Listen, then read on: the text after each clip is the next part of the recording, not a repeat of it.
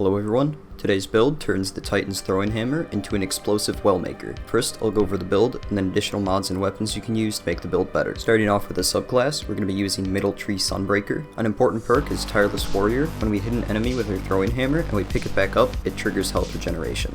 The exotic armor piece I'm using is Severance Enclosure. This makes it so when I get a powered melee final blow, it releases an explosion.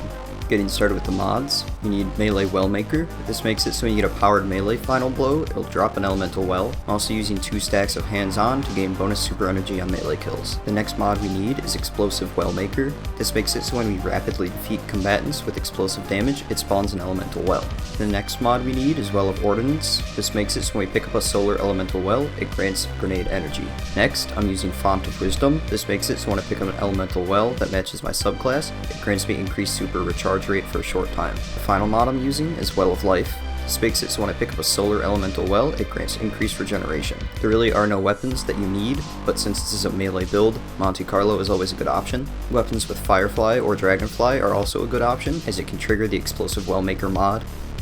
For additional mods, I'm using Impact Induction.